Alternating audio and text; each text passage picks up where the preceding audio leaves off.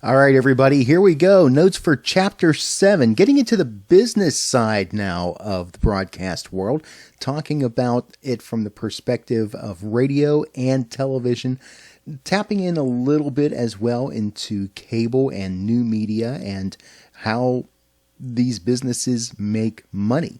So this video is going to start with section 1 of your notes, and then we'll have 2 other videos to help us round out the chapter. Competition and electronic media. Different electronic media have different levels of competition and face different amounts of government oversight as a result. Now, you could say that all media is pretty much in competition with each other, but there are going to be certain segments that are going to be more competitive with different platforms than others. Now, if a medium faces no competition, there is a monopoly. There are certain areas of the country where you may only be able to get one television station or one radio station, and that station would have a monopoly in, at least in your household, in your area. There are also other platforms that, because of the way that they're set up and their popularity, they are considered to be monopolies as well. An oligopoly is the presence of only a limited number of competitors. In other words, each of the networks will probably gain a share of available advertising revenue simply because there's only 2 or 3 of them around. So you have limited choices, and if you as a consumer want to consume content, you're going to have your choice of the limited numbers that are there. So each of those companies is going to stand most likely to be able to do very well. Now, pure competition is when competitive forces within the market make each commercial station try hard to gain a share of the advertising revenue. Larger markets, especially where there's a lot of stations and a lot of companies, a lot of ownership amongst the stations, you're going to find that the companies are going to work harder to try to gain their audience and therefore do a better showing in terms of advertising revenue because they can tout how hard they've worked to gain that audience amongst all the other voices that are out there. Competition among different media types. Now, competition is defined by how people use a specific medium and what competition it faces from all other competitors. Again, it's not necessarily that every medium is in direct competition with every other medium. They are to a certain degree, but some forms are going to compete with other forms more so than others. Radio is the most intimate of the mass media. It is a highly portable and personal medium. Radio competes with other portable devices like MP3 players and smartphones and things like that. So when we talk about radio being an intimate medium, radio and audio have that power to be able to connect those that are broadcasting with the individual listener. Most days we don't have a group of people sitting around the radio or sitting around an MP3 player and doing group listening, as it were. So those that are involved with audio and radio do their best to try to present themselves and present their content in a way where it feels like they are talking to just one person. And that one person is the individual that is listening in their home, in their car, on their computer, on their smart device, and trying to make that intimate connection. Radio is very powerful at the ability to be able to do that and competes with all the other media that tries to do the same thing, creating a personalized information and entertainment experience. Television, now that's more likely to compete with cable and movie rentals for its viewers. These days we think of movie rentals. Yeah, there is the video stores that are still out there in the fringes, but we kind of think of it nowadays as the streaming services, the Netflix and the Hulu and other services where you may pay a small fee to have the rights to be able to view a movie for a certain length of time. Wireless broadband allows internet services to compete with all other forms of electronic media. So the fact that you have your smart device, the fact that you have a computer, allows you to be able to consume all different types of both audio and video. So in ways, they compete with both of the traditional broadcasting platforms. Advertisers will frequently buy different media to reach as many customers as possible. If you were to take a spin around the radio dial and listen to the commercials, you're going to hear certain companies that tend to diversify and buy spots on multiple different radio stations. And many of those that buy radio will also buy television. And you'll see their presence in all sorts of different forms, even outside the broadcasting realm. You'll see them on the internet. You'll see them on billboards. They'll do newspaper and magazine advertising buys as well.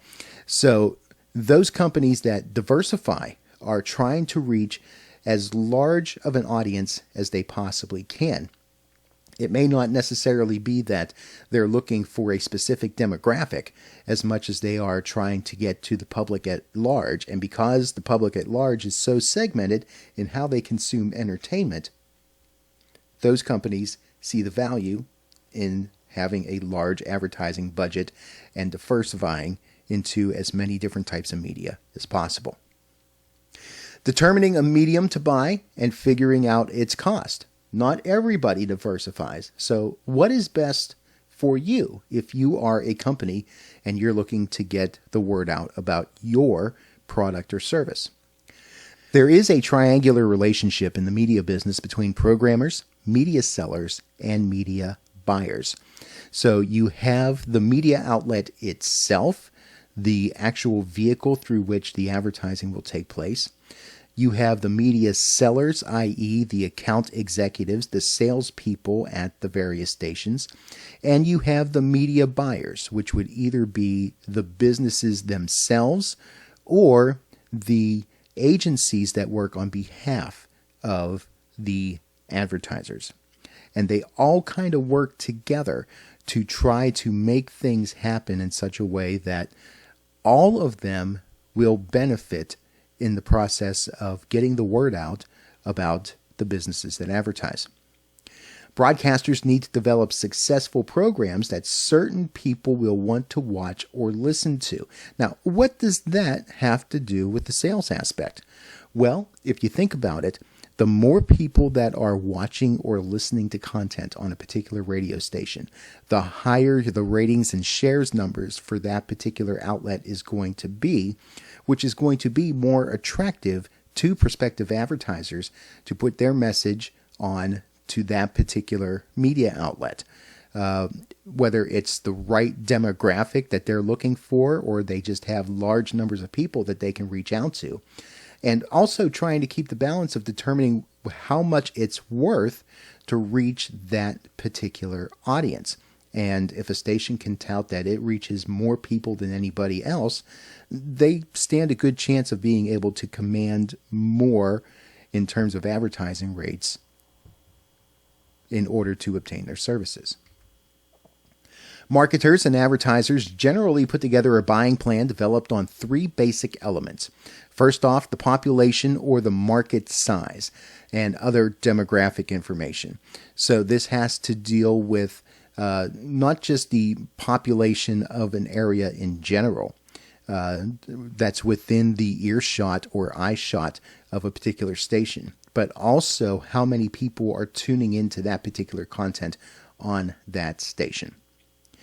Also, the effective buying income of viewers and listeners, the EBI. This is a reflection of the disposable income of the average family. So we're talking outside the staples at this point. We're talking outside food and clothing, utilities, and that sort of thing. Now, they're advertisers as well, and they have a stake in this game. But when you're talking about other types of businesses where not everybody is necessarily going to be interested in that particular product or service. There's going to be a certain calculation as to how many people are going to be interested in that product or service and have the funds to be able to purchase their wares.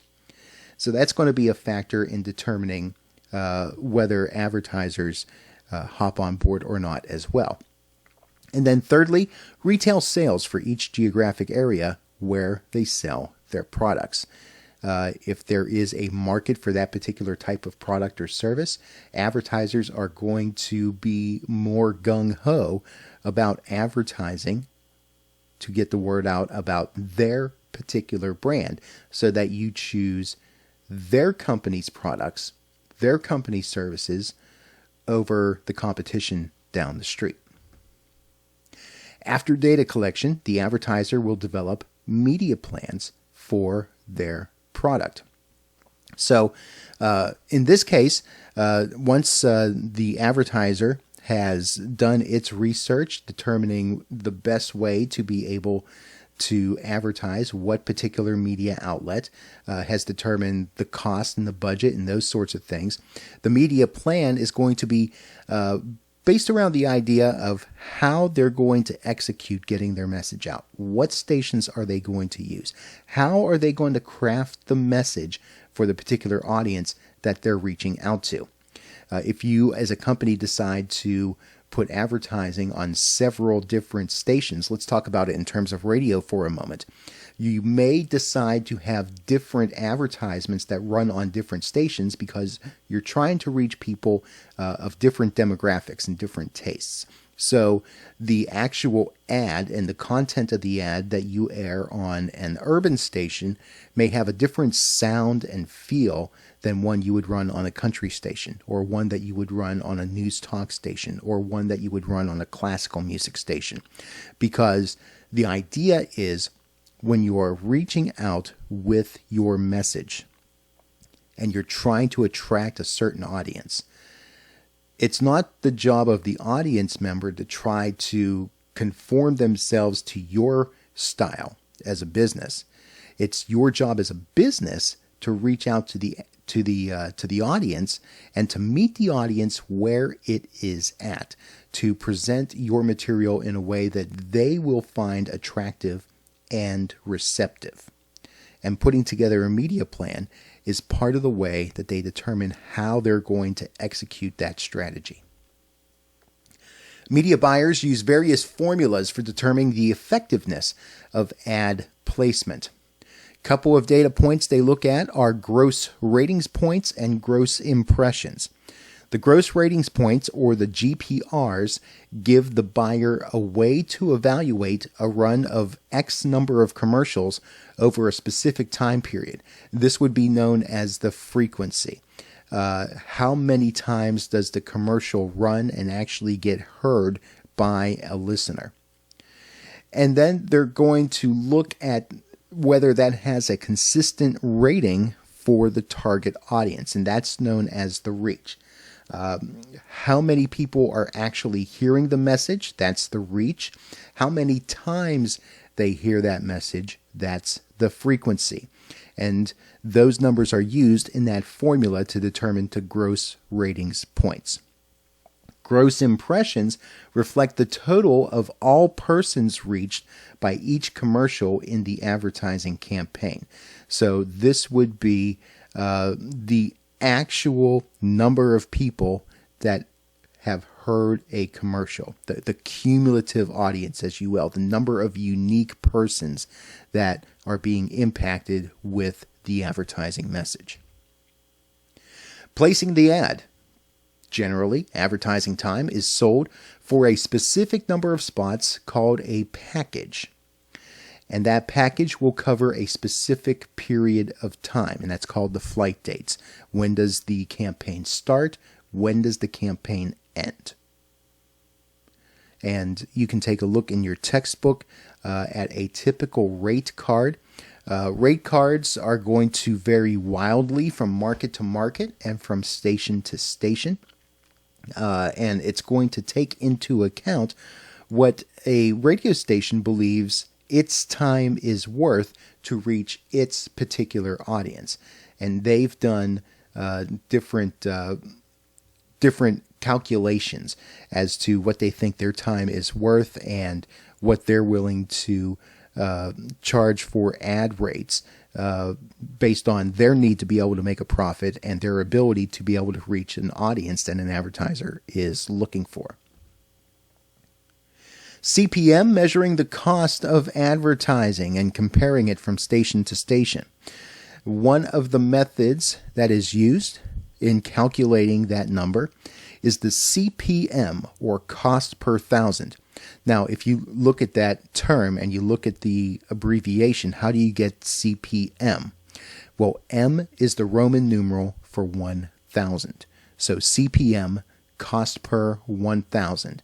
And this is how much you pay for a commercial spot, and that payment is what gets you to 1,000 audience members in terms of radio. If we were talking about this in terms of television, the CPM would actually be in reaching 1,000 households. TV, we usually measure households. In radio, we talk about individuals. So cost per thousand in radio is the cost to reach 1,000 individuals, 1,000 audience members. To calculate the CPM of a radio station, you need to know the cost of the spot, and you need to know the size of the audience. So your cost per thousand is going to be how much the commercial actually costs in and of itself. You're going to divide that by the total audience of the station, and then you're going to divide that again by 1,000 to get the actual CPM number. So let's take a look at an example of how this calculation would work. Let's say that a radio station charges $500 to run an ad. And let's say the radio station has 10,000 listeners. So the cost per thousand would be the actual cost of the spot, which is $500. And you would divide that by the size of the audience divided by 1,000. So 10,000 listeners divided by 1,000 would be 10. $500 divided by 10 would be $50 as a cost per thousand. So it costs $50 to reach 1,000 listeners with this radio station, which is how they get $500 to reach 10,000 listeners. For advertisers, the goal is generally to reach the largest potential audience for the smallest dollar investment. In other words, they're looking for the best bang for their buck. They want to be able to get as much as they possibly can while spending as little as possible so that their expenses are minimal. So any money they do earn from sales, they'd be able to keep more of it to be able to make a better profit. Now, another formula that's used is cost per point. Cost per point measures the cost of advertising to a particular demographic. And this has more to do, instead of dealing with raw numbers like we did with the cost per thousand measure, this has to deal more based on ratings numbers, and it has more to do based on considering the actual types of people that you are reaching out to using a particular medium. So it's going to be how much it costs to be able to reach a certain percentage of the population in the market, or a certain demographic of that population, which would be a percentage of the population, but it's a percentage of the population that country music appeals to them more, or urban music appeals to them more, or what have you. The reach would be the number of different audience members exposed to an ad at least once during a period that an advertisement is run. That's how many people are impacted and have actually heard the advertisement that would run on a particular radio station. So again, cost per thousand is dealing with how much it costs to reach 1,000 people when we're talking about radio, where cost per point is the amount of money it takes to reach a particular demographic, and that's usually based on station ratings numbers. because most stations have a format, most stations appeal to a particular demographic. So because it's based on the ratings for that station and you're trying to reach a particular demographic, you're determining how much money it costs to reach that demographic. Local markets. In many smaller markets, a station sales representative will work directly with the store owner to develop a commercial package. So the account representative, the salesperson for the radio station, will actually go to the business owner himself, herself, and negotiate an advertising campaign. The sales representative and a store owner might develop a long-term contract that reflects a discount over several weeks or months. When they do that, that's called a standing order. So this is where a radio station and a business go into a long-term agreement where they will run a commercial campaign or a series of commercial campaigns over an extended period of time. And as a result, due to the loyalty of the advertiser to the station, generally they're going to get a volume discount in terms of the rate that they pay for their advertising. Now, some packages may include what's called a non-preemptible spot. A non-preemptible spot is one that cannot be bumped by any other advertiser. These are sometimes also called guaranteed commercials. So there is the possibility in the business where commercials may get bumped out of the rotation, either because there aren't enough commercial avails within the broadcast day or within the day part that's requested to be able to run all the commercials that were contracted. And those would be bumped spots. Those spots would either be made good at a later time or date, or the advertiser would be refunded because their commercial did not run. But if you sign a contract that includes non-preemptible spots, that means your spots are guaranteed to run. So this is a good point for us to take a break, and make sure you come on back, check out Part B of Chapter 7, and we'll continue on with our discussion.